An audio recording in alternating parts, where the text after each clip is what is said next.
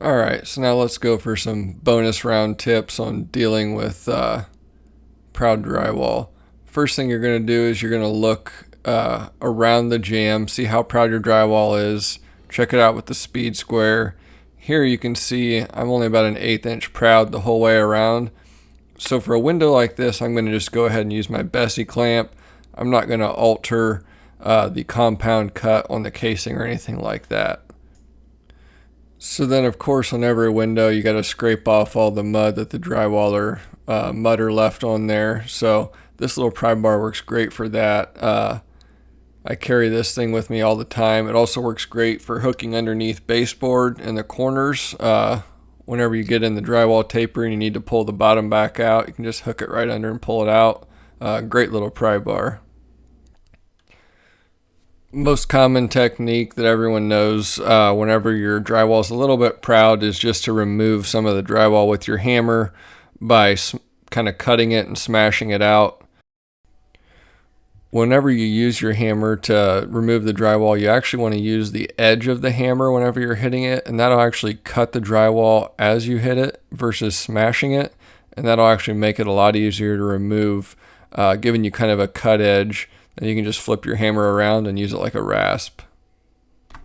So now let's take a look at this window casing. I've got it tacked. It's not nailed all the way home, but you can see that at my corners especially, it's wanting to hang off of the jamb just a little bit.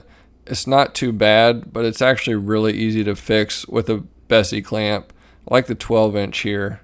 The beauty of the double hung windows is that all I gotta do is pop it open. I can grab my Bessey clamp. You want to use a Bessey clamp has a ton of clamping force and it's plastic, so it's not going to mar the finish on the outside of the window.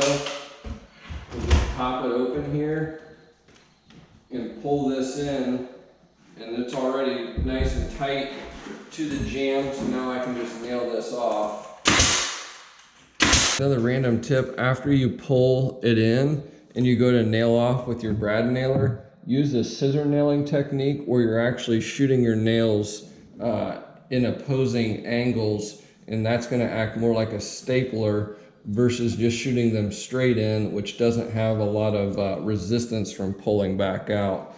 Using a scissor nail technique where you angle them gives that a lot more strength and resistance from pulling out again. So it'll vary, sometimes you have to go all the way around the window, sometimes it's just a spot or two, but I couldn't hardly live without these clamps for casing out windows like this.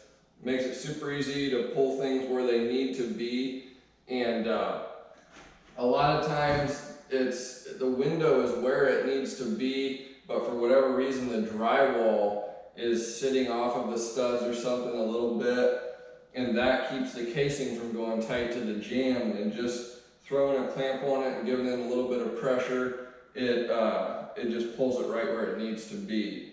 So another random tip, sometimes there are certain windows that are going to be fixed and you can't get a clamp on them because the window doesn't open or close. And in that case, a lot of times I use finish nails, loose finish nails, and I'll nail them by hand, whether it's a 10 penny on the inside or a 16 penny on the outside. A hand-driven finish nail has a larger head on the end, and these guys will pull something where it needs to be with a lot more force than you can get using an air nailer. So always carry loose finish nails. I always have a lot of 10s. I use those for hanging crown molding and stuff like that. And a 16 does wonders on the outside. Whenever you really need to pull something in, but you can't throw a clamp on something, they work great. Again, with this type of casing, you can't do a compound cut on the miter or it'll look bad because it's not going to be in a flat plane. So you've got to find these other ways of dealing with these situations other than cutting that compound cut. So using a clamp, removing drywall, and using hand-driven nails, those are my three biggest go-to techniques that I use Worst case scenario, sometimes you have to start ripping shims. If a jamb is proud, sometimes you have to get out a hand planer and plane some of the jamb off. I haven't done that for years, honestly. I find almost always on new homes the window jamb is pushed too far in. It's not very often that I have them where they're too far towards the outside, that is. It's not very often that they're too far towards the inside for whatever reason. So usually I'm trying to pull things together and not dealing with a jamb that's too far proud of the drywall. But that's just my workflow. All right, guys, so I've got these large windows and a door here. I'm getting ready. My casing sets are right here. Getting ready to install this window, and it's got a fixed transom above. So I'm not going to be able to put a clamp up here.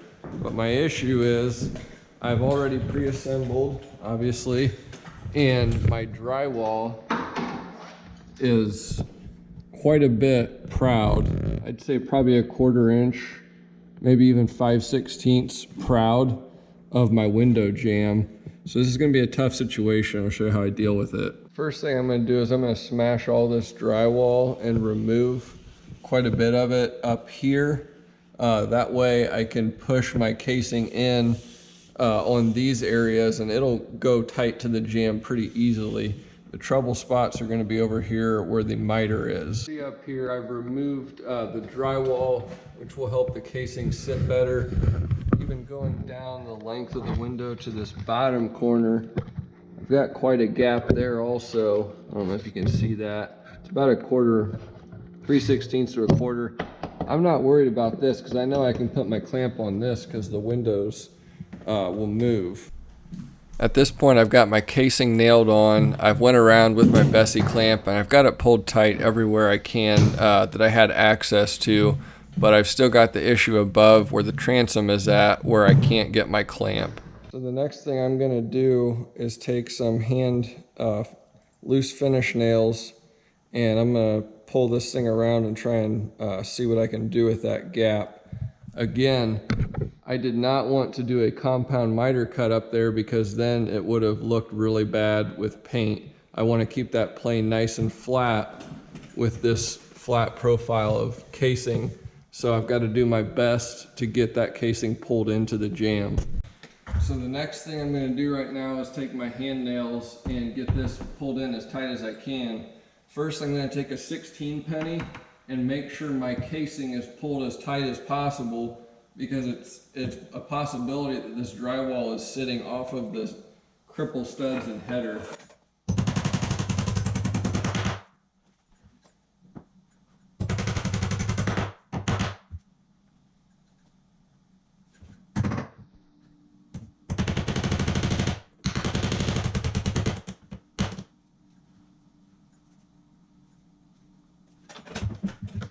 It didn't pull in as much as I wanted up here, so I'm actually going to go ahead and pre-drill a couple holes on the front edge of my casing. And that's going to help keep it from splitting whenever I use these large nails.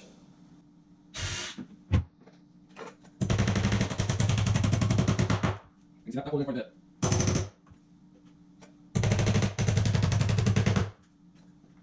Now tight across here. I got an 8-inch right here.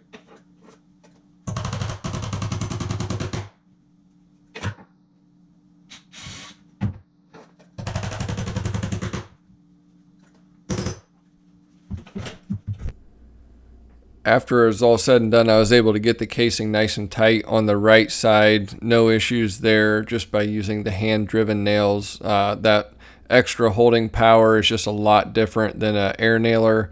Left side, I've got a little bit of a gap there. I got two choices. I can either let the painter caulk it and no one's ever going to know in all reality, or I can rip some tapered shims, glue them, shove them in there, and then cut them with my utility knife. In this case, being paint grade, there's just no reason to waste a bunch of time on it whenever that 1/32 to 1/16 is easily going to be covered by a bead of caulk anyways.